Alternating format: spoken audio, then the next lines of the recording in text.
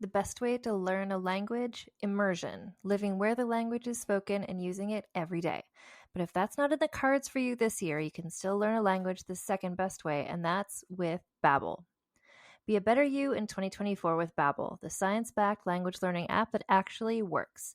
Don't pay hundreds of dollars for private tutors or waste hours on apps that don't really help you speak the language.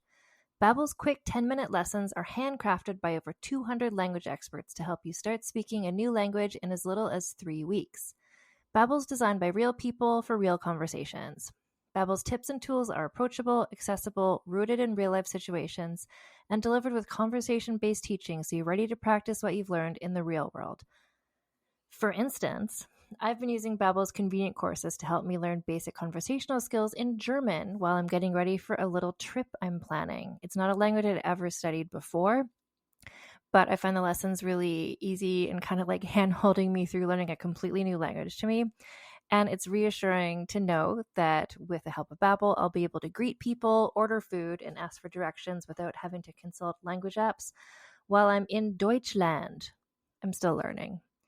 Studies from Yale, Michigan State University, and others continue to prove Babbel is better. One study found that using Babbel for 15 hours is equivalent to a full semester at college. Babbel has over 16 million subscriptions sold. Plus, all of Babbel's 14 award-winning language courses are backed by their 20-day money-back guarantee. Here's a special limited-time deal for our listeners. Right now, get up to 60% off your Babbel subscription, but only for our listeners at babbel.com/vulgar. Get up to 60% off at babbel.com/vulgar, spelled BABBEL.com/vulgar. Rules and restrictions may apply.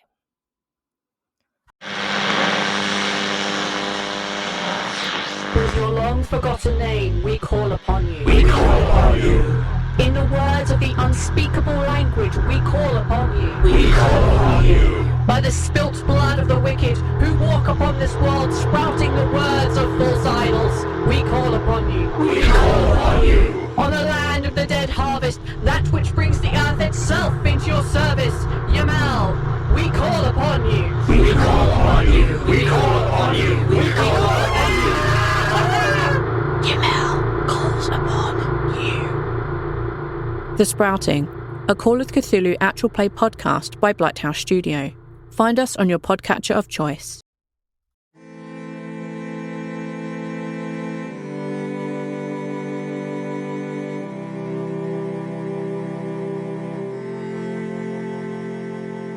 Hello, and welcome to Vulgar History, a feminist women's history comedy podcast. My name is Anne Foster, and today I'm bringing you an author interview with Rita Chang-Eppig. So her new book it's her debut fiction novel, actually. It's called Deep as the Sky, Red as the Sea, and it's just come out. She's actually actively on book tour right now. We talk at the end about how you can follow her and see if she's going to be in a city near where you live to go and see her talk. And when I first heard about this book, I just described it's the story of a legendary Chinese female pirate queen. And I thought, oh, is that Zheng Yi Sao, the woman who I did a podcast episode about last year? And then I read, and the name of the character in this book is Shek Yeung. And I thought, oh, it's about a different person. And then I thought, oh, is this a fictional person? No, it's the same person. She's AKA, so Zheng Yi Sao is AKA Qing Shi, AKA Madame Qing, AKA Shek Yeung. And the very first question that I asked Rita was how she chose that as the name to use for her in this book. And then we just got to talking about it. And it was really interesting. If you remember that episode from last year, then you'll remember sort of the broad strokes maybe of the story of Shek Yeung, that she worked on. She was a sex worker in a flower boat, and then she was taken off by the pirate king to be his wife, and then she became one of the most successful pirates of all time. And then eventually she retired. And this isn't a spoiler for her book. I'm just recalling what we talked about in that episode from last year. And then Rita takes that story, or sort of the broad strokes of what we know about Shek Yeung from history, and turns into this beautiful novel of a woman and her story to survive in wild circumstances against great odds. And it's so interesting. It's such a good book. And I was really so excited when Rita agreed to be on the podcast to talk about it. So please enjoy this chat between myself and Rita Chang-Eppig. Okay, so I'm joined today by Rita Chang-Eppig. who is the author of a book, the main character of the book I've spoken about on the podcast before, but under a different name. So actually, first, welcome, Rita. Hi. Thank you for having me. Thank you so much for being here. But yeah, first I did just want to clarify, because if any listeners have listened to, like last year, I did an episode about this person, but I used a different name. I called the person Zheng Yi Sao when I was doing my podcast about it. And I remember I had to make a decision of like, what name am I going to use? Talking about this person, you made a different decision, obviously. So in your book, the main character is Shek Yeung. And can you talk about just the name and how you decided that was the name you're going to use? Yeah. So this particular character, or I should say historical figure, has gone by many names. But the two most commonly used ones are Zheng Yi Sao, as you mentioned, and Qing Shi is the other one. I decided to not go with those names because those are not really names. They are epithets. They both translate to Zheng's wife. So there's a way in which her identity and her individuality was already kind of getting erased a little by her association to her husband, right? She doesn't have a name. She is so-and-so's wife. And, the written historical records on her are not the best, but there are some records that indicate that she was born as Shek Yeung. And so that's the name that I ultimately decided to go with. Yeah, I mean, which makes total sense. Makes absolute sense, because you're telling the story about her as a person. She was not born the wife of so-and-so, like that's, and also, I mean, we get into that, but first, I'm just curious to know, when did you first hear about Shek Yeung's story? Do you remember when you first came across it? Yeah, so I grew up in Taiwan, and so stories about this particular historical figure have been floating around since I was a child. And usually she is relegated to a kind of secondary supporting role, right? Like, there was this pirate king and she was his wife, and, she was also very fierce, et cetera, et cetera.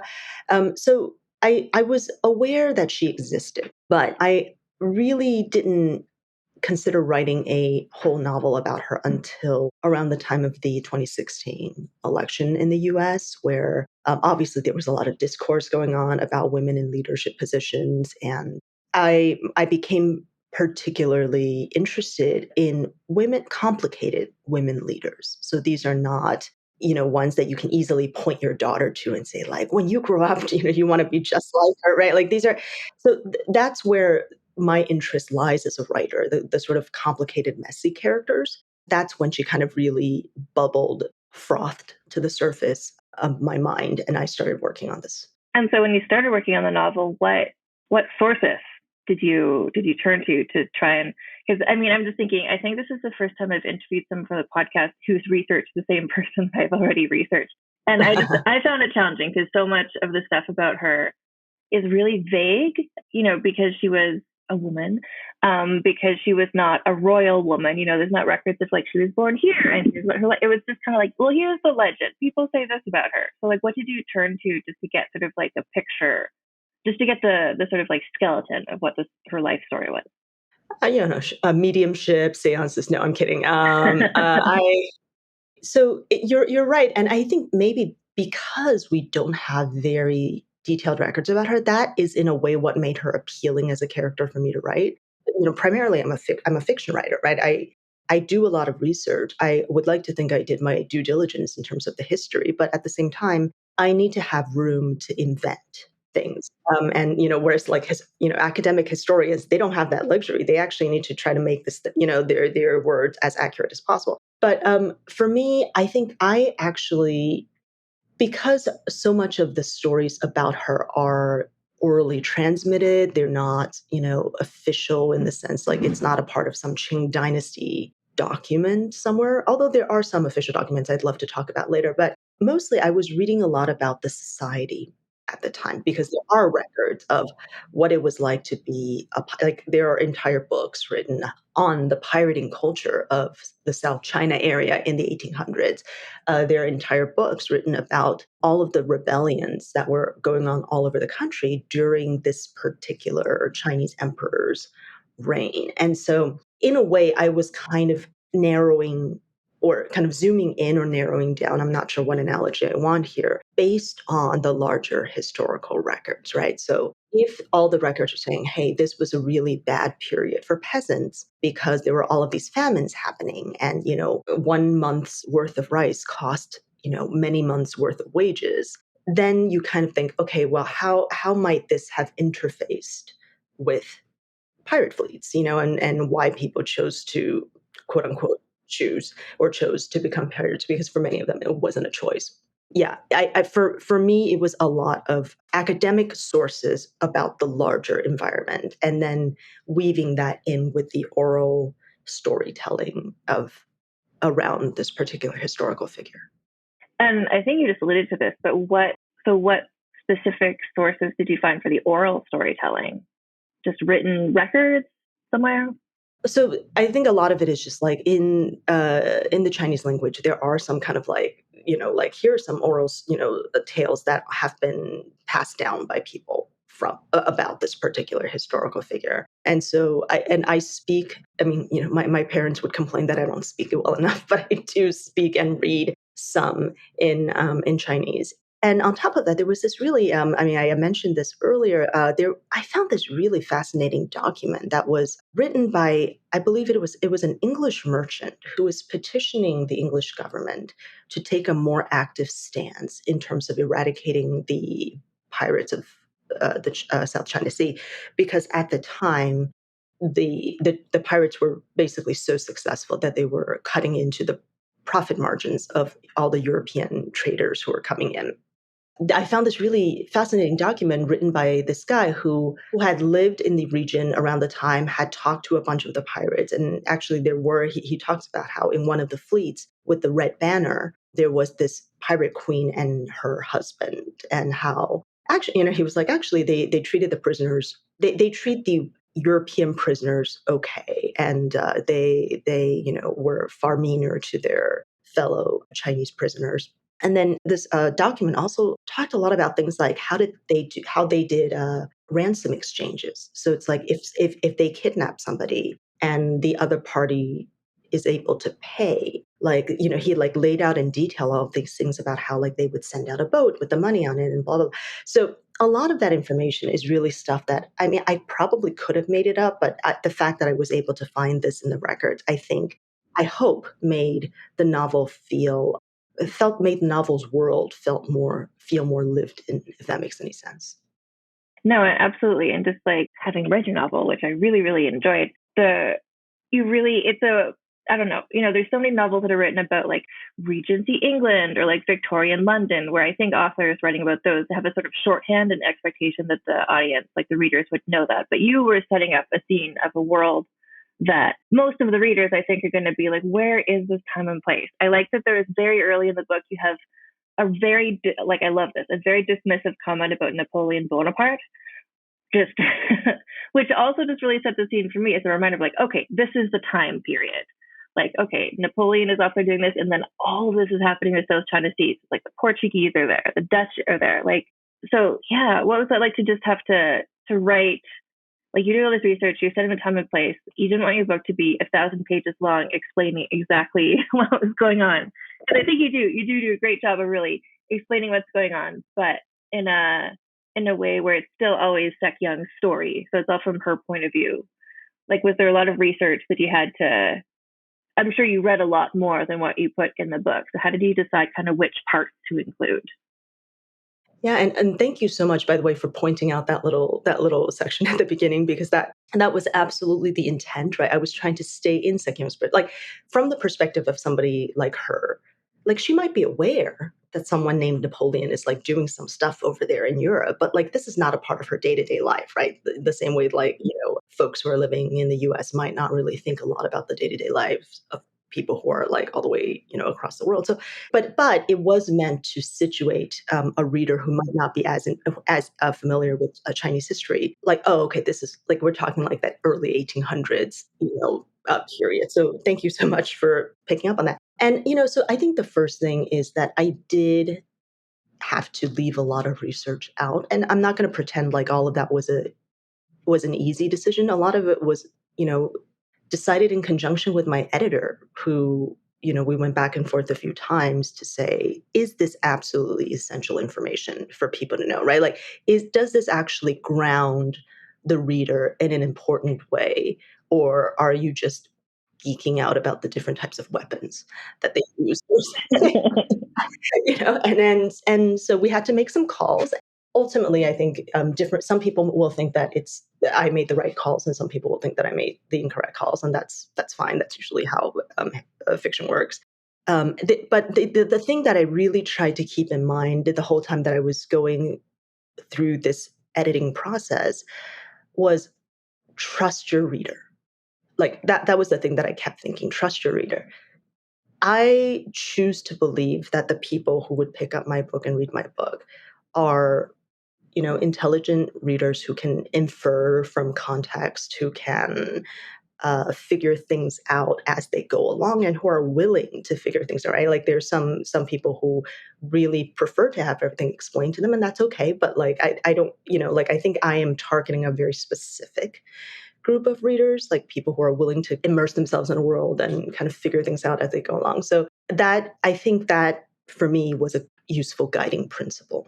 And you also, in this book, you incorporate there's a goddess who is mentioned, who is a kind of a supporting character in the story. Can you talk about your research about, I don't know what that would be, like the religious beliefs or folktales, like where did you get that information from, or the idea to include that in the story? So the goddess that we're talking about for listeners is a goddess named Mazu, who is a sea goddess worshipped in many parts of East Asia. Well, not just East Asia. I think she's also worshipped in Southeast Asia and some other places.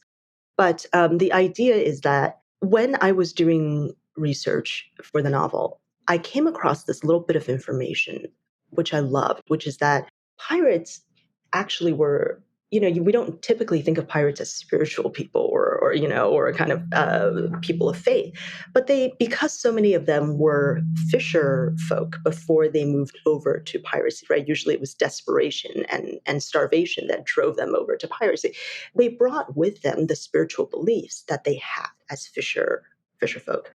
And one of those spiritual beliefs is a belief in the sea goddess Mazu, which makes, I think, perfect sense. If you all your time at sea, you're like, please don't, please no freak storms that like are going to kill me and everybody else I love. So when I found out that piece of information, that the pirates were actually, quite religious / superstitious, depending on how you think about it, and that they actually used to sail around with temple boats. So again, like imagine like a temple on land and then plop it on top of a junk ship. And they would sail around with that thing in their fleet so that they could worship while they were farther from land.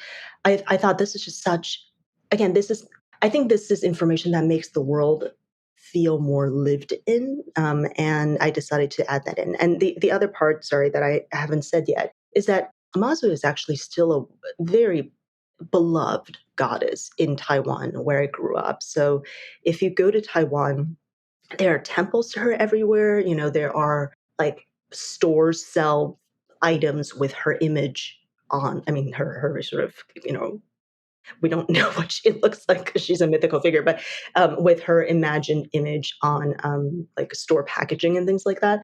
And so I grew up around a lot of that culture of Mazu worship. And in many ways, this writing about her in the book was a little bit like my love letter to the place where I grew up, right? Where this thing is such a, I mean, like there are so many, I don't think people who are unfamiliar with it can fathom how many festivals and celebrations there are every year in Taiwan around this one. Well, and I like the fact that it's a female deity, like it's a goddess of the sea, and then you're telling the story about a woman who becomes a leader, like, and how Shek Yeung might have turned to her as, I don't know, in that sort of like woman to woman sort of way. I found that interesting as well. And now we're just going to take a break for a word from our sponsors. As a podcast network, our first priority has always been audio and the stories we're able to share with you. But at Realm, we also sell some pretty cool merch, and organizing that was made both possible and easy with Shopify. When you think about successful businesses like Aloe or Allbirds or Skims, an often overlooked secret is the business behind the business that makes selling and, for shoppers, buying simple. For millions of businesses, that business is Shopify. That's because nobody does selling better than Shopify. It's the home of the #1 checkout on the planet. And the not-so-secret secret that's definitely worth talking about is that Shop Pay boosts conversions up to 50%. That's more happy customers and way more sales going.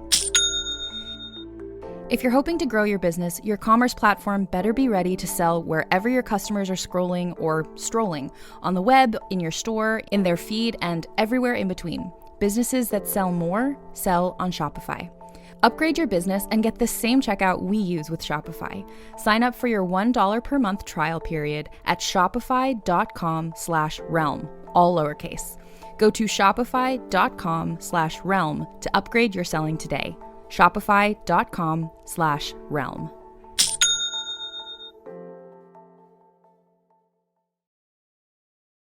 Hi, I'm Jennifer, a co-founder of the Go Kid Go network. At Go Kid Go, putting kids first is at the heart of every show that we produce. That's why we're so excited to introduce a brand new show to our network called The Search for the Silver Lining, a fantasy adventure series about a spirited young girl named Isla who time travels to the mythical land of Camelot. During her journey, Isla meets new friends, including King Arthur and his Knights of the Round Table, and learns valuable life lessons with every quest, sword fight, and dragon ride. Positive and uplifting stories remind us all about the importance of kindness, friendship, honesty, and positivity.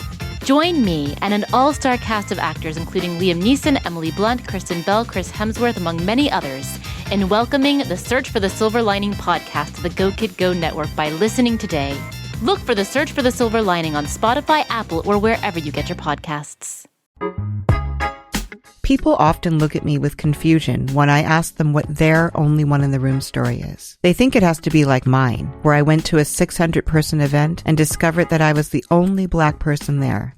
I know. Horrifying, right? Hi, I'm Laura Cathcart-Robbins, and I am the host and creator of the podcast Only One in the Room. Every week, my co-host Scott Slaughter and I invite you to join us for an hour and lose yourself in someone's only one story. This podcast is for anyone who's ever felt alone in a room full of people, which is to say that this podcast is for everyone. I'm Brennan Storr. I'm Paul Bestall. We're the Ghost Story Guys. And every 2 weeks, we explore first-person stories of encounters with the paranormal from all around the world. Then we have some fun reacting to those stories. We like to say our goal is to scare the hell out of you, then make you laugh. Belief in the paranormal is not required. All you need is a love of great storytelling and curiosity about the world around you. Come find the Ghost Story Guys on Apple Podcasts, Spotify, and everywhere else fine podcasts live, or at ghoststoryguys.com. And we're back. Yeah, I mean, I was thinking a lot about the role and the function of myths as I was writing this novel, right? Like, why do human beings have myths?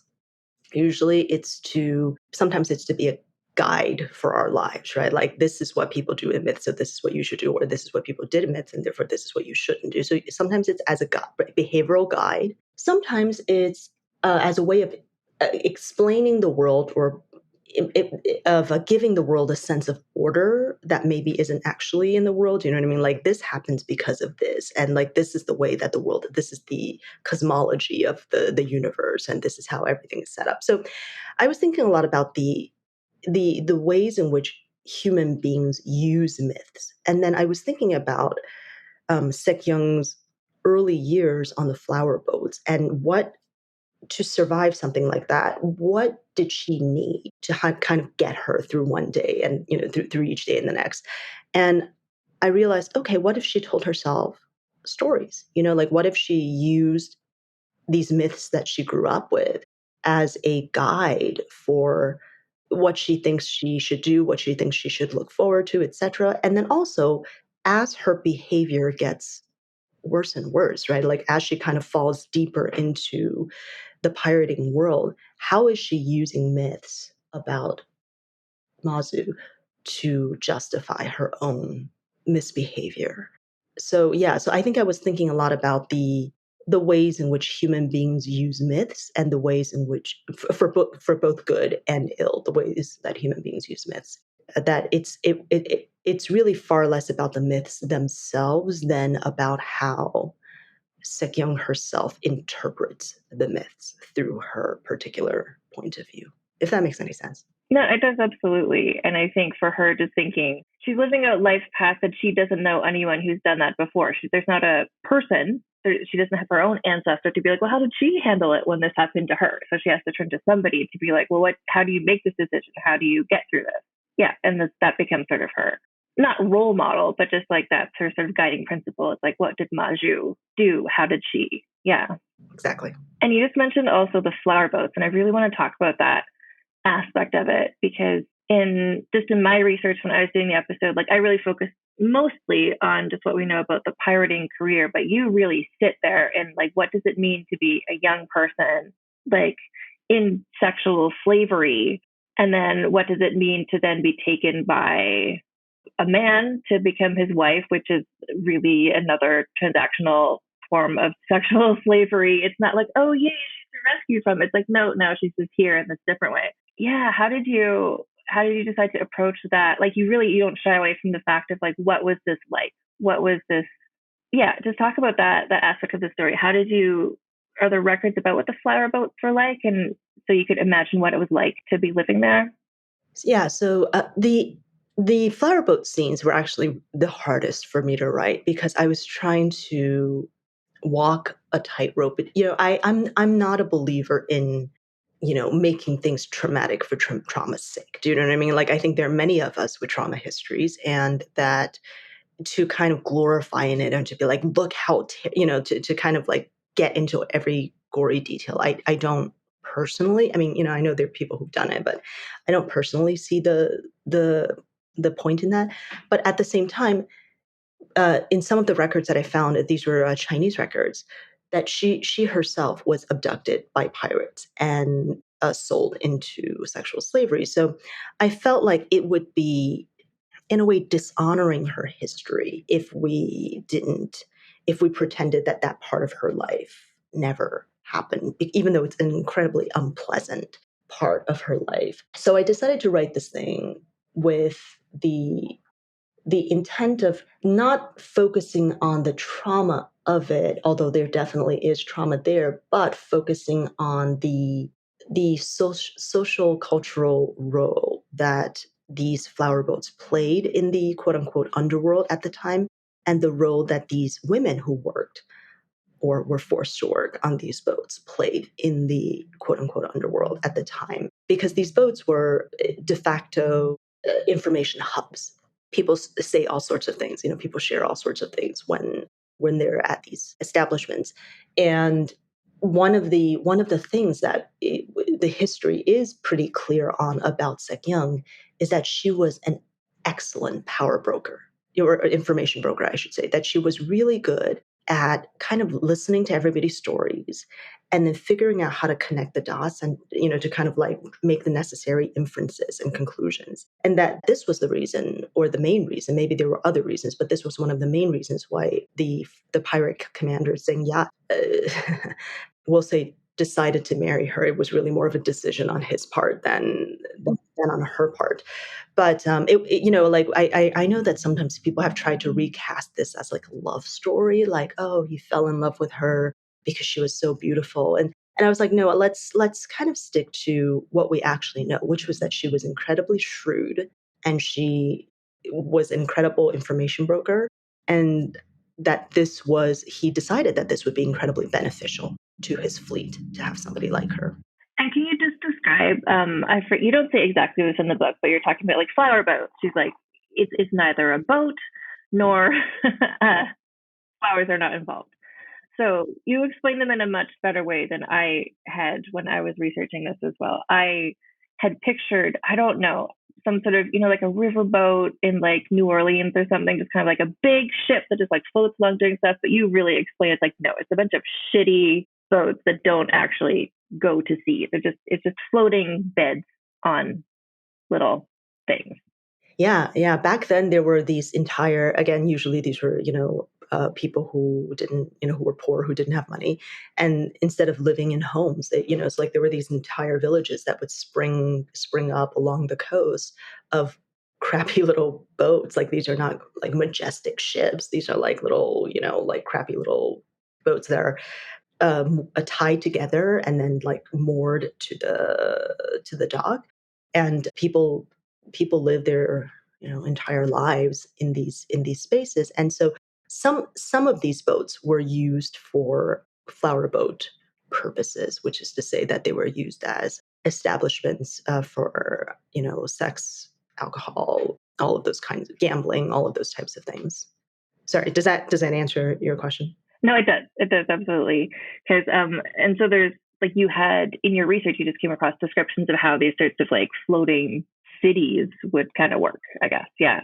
Yeah, exactly. And then you also talked very early on just about how you're drawn to complicated, messy characters. So in getting, and that's, I think, such an interesting, that's what I'm drawn to as well as a reader, to read about people who are not, it's not a straightforward narrative. How did you balance that, writing a character who is messy, who is complicated, who is to be a successful pirate? Like, you have scenes of her like chopping people's heads off, like she's to lean into that, but also making her be sympathetic. Like, how did you balance that out as a writer? Yeah, that is a great question. And honestly, I'm sure if you talk to some readers, they'll say she wasn't sympathetic at all, and that's fine, right? Like, I think we're all able to sympathize with some things, we're not able to sympathize with others. I think for me, I just kept trying to remind myself, okay, what would a person who's neither a psychopath nor a saint, how would a person like that adapt to a situation like this? Do you know what I mean? So like, we're not talking about somebody with like no moral compass whatsoever, no sense of, empathy or sympathy whatsoever. So we're not talking about that, but we're also not talking about somebody who like would willingly kind of sacrifice their own life for the good of others, right? And just kind of trying to think of, okay, if she's just an ordinary person who was thrust into these very, very difficult circumstances, and her primary drive is to stay alive.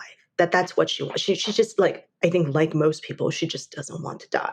What are the things that she would be willing to do? And what are the aspects of herself that she would be willing to give up? You know what I mean? Like, what are the aspects of humanity that somebody would be willing to give up if they felt, I'm not saying that she actually didn't have a choice. I think there's some decision points in the book where she thinks she doesn't have a choice, but it's like, no, actually, girl, you do. But it's, for somebody who thinks they don't have a choice, what are the aspects of humanity that they would be able to give up if they felt like their lives came down to it? And so I guess what I'm trying to say is, I think that she is sympathetic in the sense that she is human, that she wants what so many human beings do, which is just to live. Mm-hmm. And I mean, what's more relatable than that, really, being in a situation and just wanting to survive it? Right. And actually, I just wanted to talk about, so she's captured, married to this pirate king. And this is all very early on in the book, so I don't think this counts as spoilers. So he dies on like page 1, right? Basically, or he's stabbed. And so then she's kind of left in this decision point, because the people who are left to maybe take over the fleet are her, and then also this young man who had also been captured by the same pirate. And then so in their relationship, and that was also, I really liked, it's just so interesting to read your book, having read the history before, because the history, like just what I read, English translations of things, was just kind of like, well, she was on a flower boat and then she left with him and then he died and then she married this other guy and off they go. But you just like sat to be like, what does that mean? Like, and I was like, oh my gosh, what does that mean to just be there? And I like the way that you portray her relationship with the other young man, Cheng Po, right? Is his name? Mm-hmm. And how they were both had been captured, how they both had been used by the Pirate King, and then they're left behind and it's just the two of them. And that's such an interesting, like the trauma that they share, but then having to move on together without him. I thought that was, how did you approach his character, thinking about what it was like for a young boy to have been in a sort of parallel situation to her? Yeah, thank you for asking that question. People tend to ask about her and not about him, and he's one of the main characters, so thank you for bringing him up. Yeah. So again, the historical records actually indicate that he too was abducted by Zheng Yi Sao. Right. This isn't a he willingly joined the fleet situation. This is a one day he was living at home and the next day he wasn't kind of deal. And so from early on, I think there's a line in a movie from like the 90s. I'm trying to remember exactly what, but it's like two porcupines trying to get to know each other, or like like they're both people who've been through a lot of hurt and who have who didn't start, unlike Zheng Yat, who was born into this very, and again this is a fact, he was born into this very wealthy pirating family that's been pirating for centuries. Everybody knew that they were pirates, nobody did anything about it. And so whereas he and Chung Po and Shek Yeung, they both come from normal, humble origins and were press ganged into this kind of a lifestyle, essentially. And so I saw him as a kind of a distorted mirror of Shek Yeung. So they're not exactly the same, but they share this fundamental. They share in a way the same origins. And so I was in talking about their relationship with each other, I was trying to play with how two people like this can or can't learn to trust each other and to kind of see themselves in each other, because I do think the sort of discomfort between them, or the tension between them, is a huge part of this. Like even after they decide, maybe this is a spoiler, I don't know, I'll just say it, that even after they decide we're going to run the fleet together, that it's not just a done deal, right? Like that there are continued tensions between them, just simply because I think they won't. I don't know if they would ever be able to trust each other completely because of the pasts. All right, that was a little bit unclear. Sorry, rambly. No, it was an excellent answer to a rambly question, and it just made me think, because I don't just again, like, it was so interesting to read your book, having researched this last year myself, and I was just like, oh yeah, I know what's going to happen. It's like, I know that he's going to die, I know they're going to get married, blah blah blah. But it's like, oh no, but what does that mean? And it's just like, to really think, what does it mean for these people? I was thinking about, you hear about stories. I think it was like in Cleveland, where the guy kidnapped a couple of women, 5 women or something, and they all had children. It's like, well, what if that man died and those women had to work together and they were on a pirate ship? and and so it's just like the like they're I don't want to be like simplistic about it, but like the man who kidnapped them, like Shek Yeung and Chung Po, who was their abuser in many ways, he dies, and then they're left behind. But it's not just like, okay, let's just like sit with our trauma. It's like, no, like, we have to take over a pirate fleet now. Right. Yeah, exactly. Yeah. But also, I don't know, I just thought it was so interesting to think about like what the trauma was like for them to have to live on. I don't know. It's just like, when you read the stories, like, this happened, this happened, this happened, I'm like, okay, those are historical facts. But in your book, I'm just like, no, like, but what was it like for a person to go through that? Yeah, and again, thank you so much for saying that, because I think that's the beauty of historical fiction, right? I mean, history. This is something I've said before, but like I think history gives us the bones, the skeleton. Do you know what I mean? Like, it kind of tells us, like, this battle happened here, this person died, this year, etc.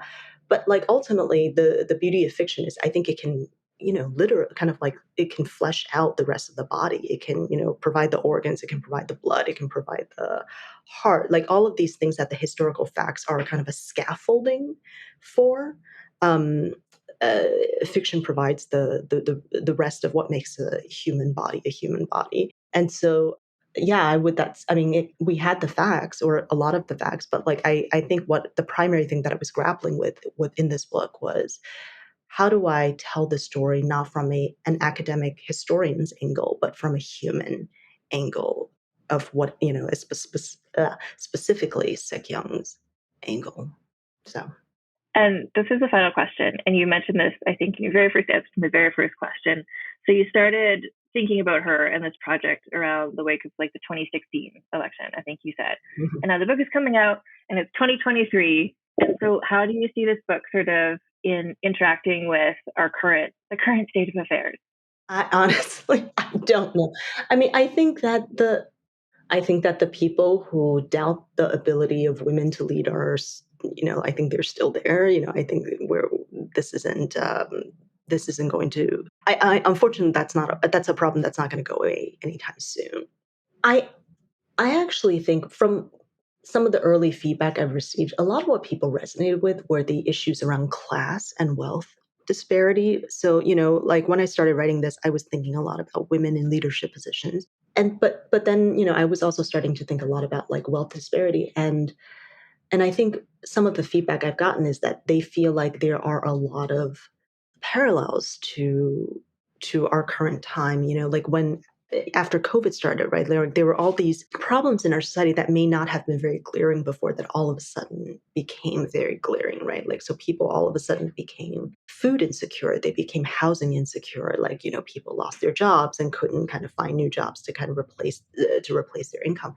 And so I do think, I mean, I'm not the first to say this, but history tends to repeat itself. And so I think there is a way in which, even though this is a very different world that I'm writing about, that there are some aspects of it that are still very true today. Yeah, absolutely. And so you're actively on, like, your book. We're talking a bit before this podcast actually gets published, but I was checking the dates, and you're still going to be on book tour when this episode comes out. So where can people find out what you're up to and where they can see you doing one of these talks? You have a website, right? Yeah, so people can find me on RCHE, so like archetypes. So basically archetypes without the A. That's the easiest way to do it. .com. And my tour dates are listed there, as are additional bits of information about the book. Well, thank you so much for taking the time out of your book tour era to talk to me about this book. I just want to tell you, when I first came across the description of the book like several months ago, I thought, a Chinese female pirate. I'm like, I wonder if that's that person who I read about. And then I was like, oh no, it's a different name. I was like, oh no, that's the same person. So it was really exciting and cool for me to read this book with some knowledge of what the story was, and then just to see how you develop that and everything was really interesting for me. And I think it'll be equally good for people who don't know the story at all. So yeah, I mean, thank you. And yeah, that's my hope, that even if you've heard the story before, that you know the larger facts of the story. I hope that people will be able to derive some interest and enjoyment from kind of how everything is tied together. So well, thank you so much for joining me today. Thank you for having me. So again, the novel is called Deep as the Sky, Red as the Sea by Rita Chang-Eppig, and her website is archetypes.com. So archetypes without the A. And I'll put a link to that in the show notes as well, so you can go there to learn more about her and about the book, and also to see where she's going to be on her book tour, which is actively happening the day that this episode is published. It's such a good book. I think you will all really enjoy it, not just because of the Napoleon Bonaparte slander early on, although that might lure some people in, but also it's just such everything she talked about. I think if you heard this interview, you're going to want to read the book, and it's so good. So if you want to keep up with this podcast, including finding transcripts to these episodes, you go to vulgarhistory.com. I'm also on Instagram at Vulgar History Pod. I'm on TikTok at Vulgar History. And I have a Patreon at patreon.com/AnnFosterWriter, where you can get early ad-free access to all of the episodes of this podcast. I do want to mention the transcriptions are provided by Aveline Malik of The Wordery. And we're going to be back in a few days with the next episode of Vulgar History. I'm going to keep going. There's way more. There's more books and more authors that I'm excited to talk to you about, as well as our regular weekly episodes. So there's lots of content coming. And while you're waiting for the next episode of Vulgar History, why not read Rita's book? Because it's amazing. Anyway, until next time, my friends, keep your pants on and your tits out. Vulgar History is hosted, written, and researched by Ann Foster and edited by Christina Lumagi.